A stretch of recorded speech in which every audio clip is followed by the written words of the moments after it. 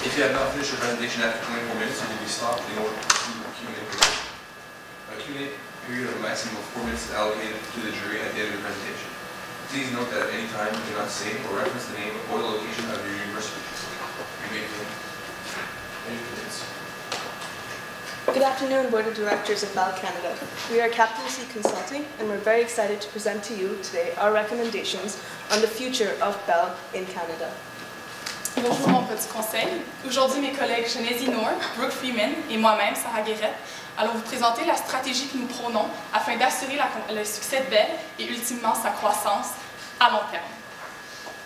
Donc, dans un premier temps, nous allons vous présenter l'analyse de la situation actuelle. Par la suite, vous exposer les différents critères qui ont mené à la décision et ultimement à la stratégie que nous avons choisi d'adopter. Par la suite, nous allons détailler cette stratégie, puis aller plus en détail dans les finances et dans les coûts.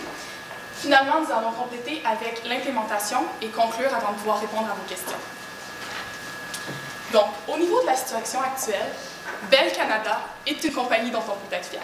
Depuis 132 ans déjà, elle contribue à la croissance de notre économie ici au Québec. C'est un fleuron de l'économie canadienne. Depuis sa création, elle offre des produits des plus innovateurs aux consommateurs. Cependant, la compagnie a eu un parcours un petit peu houleux entre 1998 et 2008, alors qu'elle traversait certaines difficultés, notamment à cause d'une compétition extrêmement féroce, à cause de certaines avancées technologiques qui n'ont pas été à l'avantage de la compagnie, puis finalement à cause d'une acquisition qui s'est soldée par un échec. Ici, je parle évidemment de Téléglobe. Donc, depuis, la compagnie a su éviter la privatisation en restructurant ses objectifs stratégiques et en misant sur 6 objectifs qu'elle considère clés. Donc, en ce premier temps, accélérer le sans-fil, par la suite tirer meilleur profit du sur-fil, accroître le leadership dans les médias, établir une structure de coûts concurrentielle, ainsi qu'améliorer le service à la clientèle. Donc, Bell, en ce moment, s'est remis de cette période houleuse et dans une situation des plus avantageuses. Donc, maintenant, c'est le temps de penser à la croissance, comment on va croître, comment on va avancer dans le futur de façon à ce que ça soit durable. Donc, au niveau des tendances à l'externe, le sans-fil, qui est dans 78% des ménages au Canada, donc c'est une tendance sur laquelle on peut capitaliser, bien évidemment. Aussi, la consommation de données, que ce soit sur des iPads, sur des tablettes, sur des cellulaires, donc c'est quelque chose qui se voit de plus en plus et qui est une tendance extrêmement importante dans le marché aujourd'hui. Ensuite, bien évidemment, les téléphones intelligents et l'utilisation de tablettes que les étudiants traînent de la salle de classe jusqu'à la maison, ainsi que les hommes d'affaires. Cependant, la menace la plus importante pour Bell aujourd'hui, c'est la forte compétition dans les différents marchés dans lesquels elle opère. Donc, les critères qui nous ont permis d'arriver à notre décision, il y en a 4 principaux critères. Donc, dans un premier temps, la stratégie que nous vous suggérons doit permettre à la compagnie de croître de façon durable dans le futur. Elle doit aussi respecter la sécurité. On sait qu'on est dans une ère où l'information circule de plus en plus librement, il y a un flux important d'informations, puis on veut s'assurer que les consommateurs de Bell sont en confiance quand ils livrent leur information, puis que cette information-là, elle est protégée, elle est entre de bonnes mains. Ultimement, on veut aussi que cette stratégie permette de mettre de l'avant l'innovation dont Bell est capable et finalement que cette stratégie permette d'offrir aux consommateurs une expérience complète, une expérience Bell qui est positive, que ce soit au niveau du service à la clientèle jusqu'aux différents produits que vous offrez aux consommateurs. So, through the implementation of the Bell Life Strategy, Bell Canada will be able to ensure a sustainable growth by improving the overall Bell experience. This strategy is a two-pronged one that consists of investing in near-field communication as well as improving your customer loyalty, which will result in an increase in revenue of $11.4 billion over the next 5 years. So, we're really excited to present to you the Life Strategy. What the strategy really consists of is, as I mentioned, two different approaches. One through investing in near-field communication, which is really for the sustainable growth and the future of Bell, but also by going back to basics and improving the customer loyalty program to ensure that your customers today and tomorrow will be happy and continue with Bell in the long term. And this strategy really touches on 4 values that you have at Bell. That is that of loyalty, integration, forward thinking, as well as the experience. And so we really want to make sure that all of this converge and that it's completely aligned with the attitude at Bell Canada, which is La vie est belle. So to begin with the loyalty program improvements. One of the scathing reviews you received online was that if you want to get constantly frustrated with your carrier or internet provider service provider, go with Bell. And although this review in particular is quite harsh, we have identified that in this industry, customer service is the differentiating factor. So all of the products that all of the service providers, all the different products that service providers supply to clients in Canada are really standardized. So you can get a plan at Bell or at TELUS, but it's really the customer service that is differentiating. And so going forward, we wanted to make sure that any improvements we make on your current customer service program, as well as the loyalty programs, is with the objective of increasing market share, as well as acquiring new customers can be quite expensive. We want to do this by increasing the dollar value or the return per unit in the company, as well as improve the rate of referral. We believe that this is actually a critical factor in measuring how successful your loyalty and customer satisfaction is, and that's really by seeing how likely is it that our customers are going to refer us to someone else, whether it's their mom or their brother or their best friend. So how are we going to do this? Well, currently, when you have different products with Bell, the issues that customers, like the one who gave that previous reviews, they really have an issue with the fact that the customer service can be a little bit disjointed and fragmented. So if you have an internet service and a problem with your cell phone, then you have to call 2 different numbers, or you have to talk to several different people, and this can be quite frustrating on the customer's end. So what we want to implement is a one-stop shop for customer service. And what this really means is that if you're calling about your internet or you're calling about your cell phone, they know who you are as soon as they pick up the phone. Another thing we noticed was that when you call in with a representative, they're kind of hesitant to provide their representative ID, and we believe that this is a key part of maintaining that loyalty with customers by making them accountable.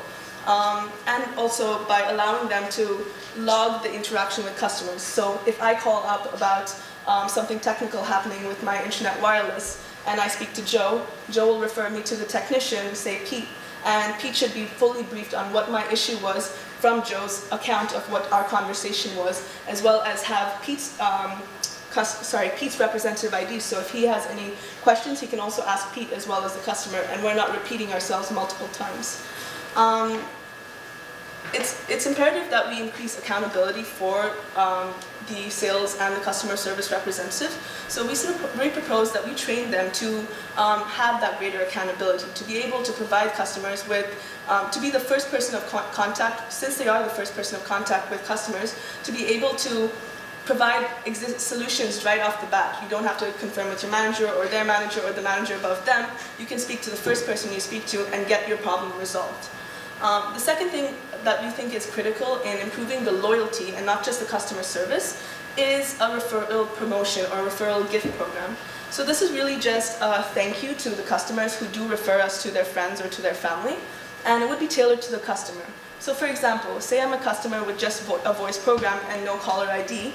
This could be, the thank you could give me as a customer is 1 month free of caller ID, or if I have no data, maybe a month free of data.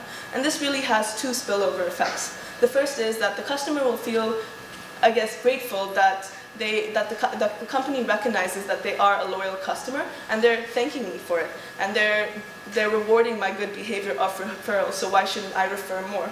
The second thing is that we can essentially upsell our products. So if a customer who's never tried any data is given a free month of data and is using it constantly, they are now used to it, they're enjoying it, and it's more likely that they'll keep the service, which at the end of the month will increase their bill, and of course our revenues.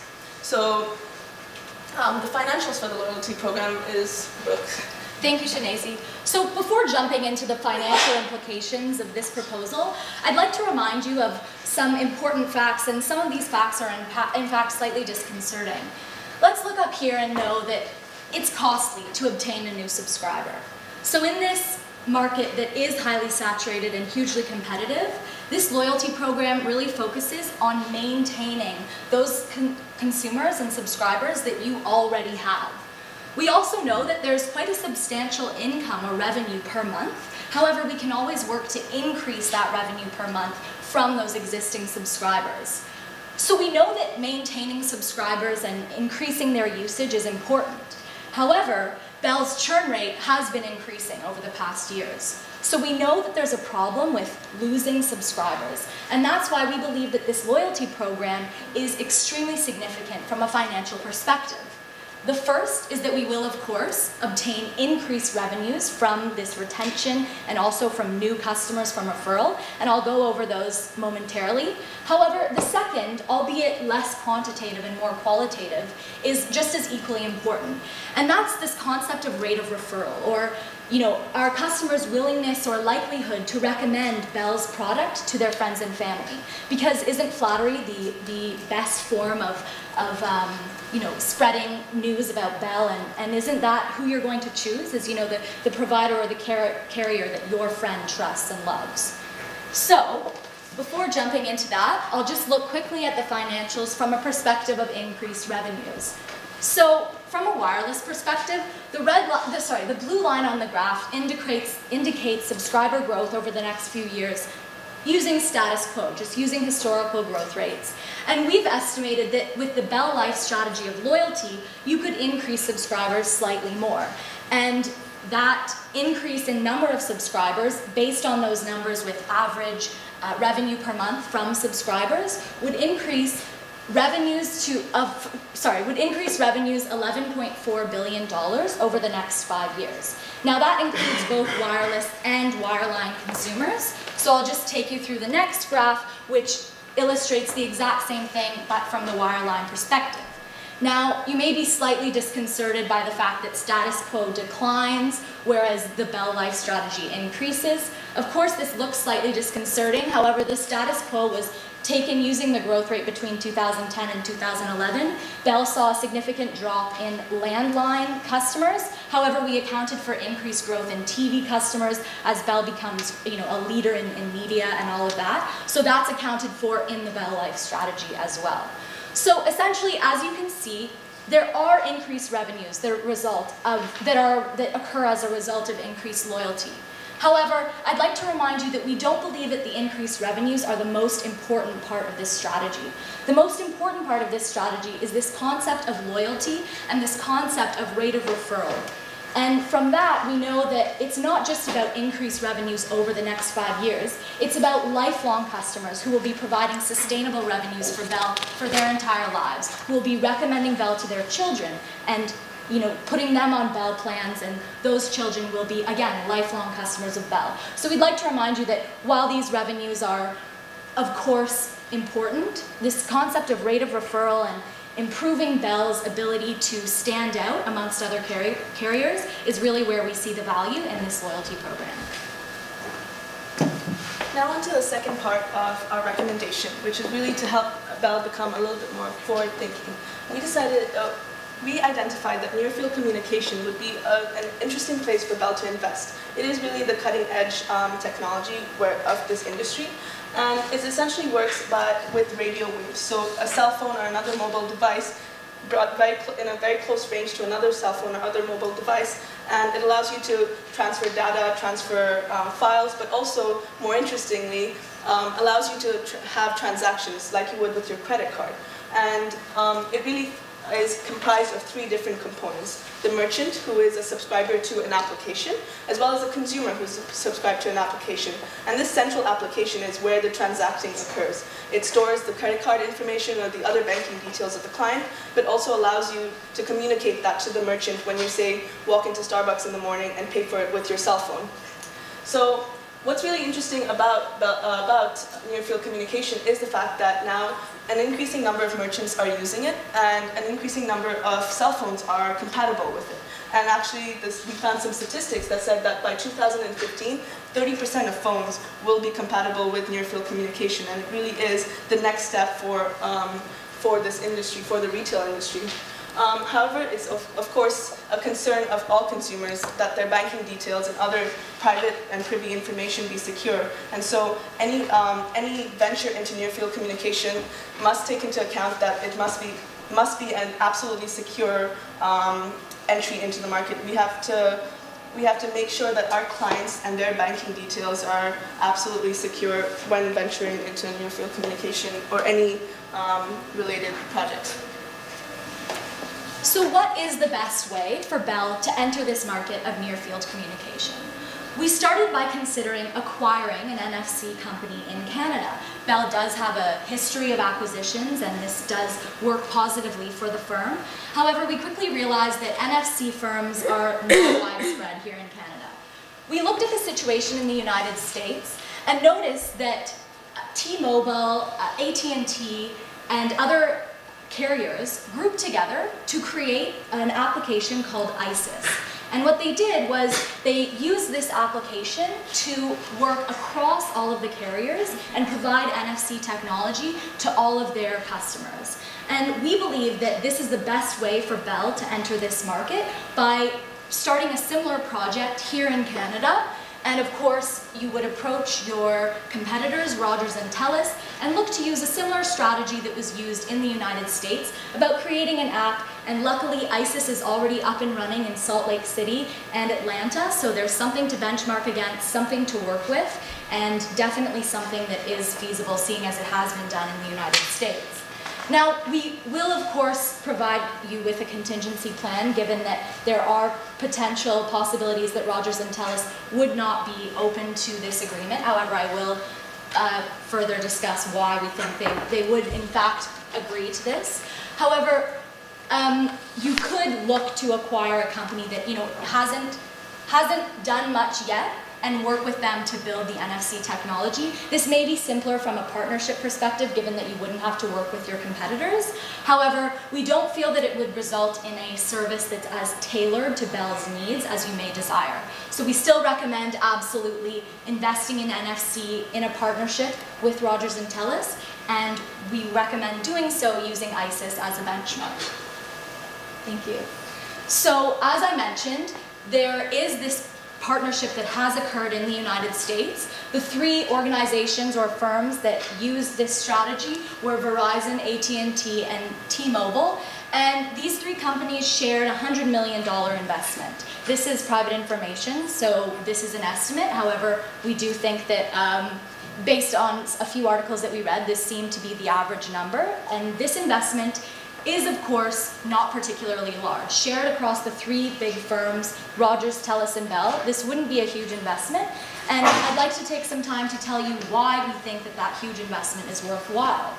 Essentially, as Shanazy mentioned, NFC will be available on 30% of phones in only 3 years.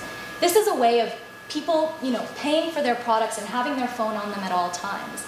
And as we've mentioned throughout the presentation, Bell really needs to focus on getting more out of their current customers. So the more Bell does to ensure that customers are absolutely attached to their cell phones, absolutely attached to their devices, the more Bell is likely to obtain in terms of data usage and services purchased from their customers. So we feel that this small investment in partnership with Rogers and TELUS would provide for that kind of increased usage and increased integration of Bell's products in our everyday lives. So, that being said, we've now gone over the 2 prongs of our Bell Life strategy. The first being the concept of improving customer loyalty, and the second being this idea of investing in technology. We've specifically mentioned NFC, but really this is just an example of investing in more ways that will get more money out of your current customers. So let's look at how this will occur over the next few years. In the very short term, we recommend implementing the loyalty program that was described earlier.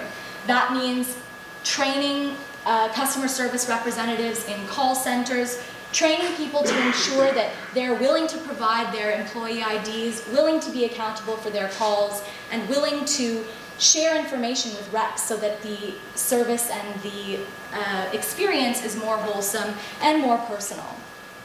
Of course, the referral program that goes along with the loyalty program would start in the near term as well. This would be more on a data gathering perspective, so gathering data about whether people would in fact refer Bell to their clients. And if you do that now, then you'll have a benchmark in a year or so when you test your loyalty program, and you'll be able to know whether that referral rate has in fact increased. So immediately it would just be a data gathering exercise in terms of the loyalty program. And of course, immediately discussions would need to begin with Rogers and TELUS about the NFC potential partnership. And the reason that that needs to begin immediately, again, there's a sense of urgency given that in only 3 years, NFC technology really will be widespread. Tim Hortons and Starbucks are already using it here in Canada, and it's something that we feel is worthy of this urgent attention. So in the medium term, we recommend that the referral gift program is implemented. So hopefully after about half a year of slightly improved customer service, that referral rate will start to increase, and the benefit of increased referrals will start to be seen amongst customers. So you'll be giving those bonuses or 1-month freebies to your clients, and remember that those of course have the added spillover effects that Shanazy talked about. And then, of course, you'll need to measure those referral rates that you measured that began the gathering data at the beginning of the year. See if there's been an increase, and that's an ongoing process that will need to happen because the change in 6 months isn't going to be huge, but hopefully you'll see more and more as you go along, and it's important to continue gathering that referral data to see if those loyalty programs are in fact making a difference. And of course, in the medium term, the investment in the NFC project will have to start to take place. Negotiations with the other carriers, bidding in terms of who's going to perform the actual technological creation of this application, all of that would have to take place relatively soon, within the year. And then in the longer term, you would of course have to start marketing this NFC ability on your phones, because remember that the whole purpose of NFC is about getting people to use your product more and more and use their data more and more, and they're not going to use it if they don't know it exists. So anytime that, as I've said, we really recommend investing in technologies that will encourage that sort of attachment to your phone, but people need to know how to use that for that to happen. And then of course, if in a year discussions with Rogers and TELUS really weren't going well, then Bell could look into the mitigation strategy of perhaps trying to acquire, and hopefully in a year, maybe more firms would have built up here in Canada. Donc, avant de conclure, nous aimerions simplement réitérer les 3 piliers de notre stratégie, de la stratégie que nous vous avons exposée aujourd'hui et qui va permettre à Bell de croître de façon durable et ultimement d'assurer son succès à long terme. Donc, dans un premier temps, nous voulons redoubler d'efforts au niveau du service à la clientèle parce qu'on comprend que c'est extrêmement coûteux pour vous d'acquérir de nouveaux consommateurs. Puis, on veut vraiment augmenter le nombre de références que les gens font à leurs amis, à leurs proches, à leurs cousins, bref, à la famille, puisque c'est la meilleure forme de publicité et la meilleure façon de faire connaître à quel point votre service à la clientèle s'est vraiment amélioré à travers les années. Aussi, on veut fidéliser ces consommateurs-là. Dans un deuxième temps, on veut investir dans les technologies NFC, parce que c'est des technologies qui, comme mes collègues l'ont expliqué, sont extrêmement pratiques et vont être extrêmement prisées aussi dans 3 ans. Donc, c'est important qu'on investisse immédiatement de façon à conserver une longueur d'avance sur nos compétiteurs. Ces deux approches à notre stratégie vont permettre d'offrir à nos consommateurs une expérience globale extrêmement positive et donc, ultimement, de s'assurer que pour eux, la vie soit belle. Donc, this concludes our presentation, and we would now open the floor to any questions that you may have.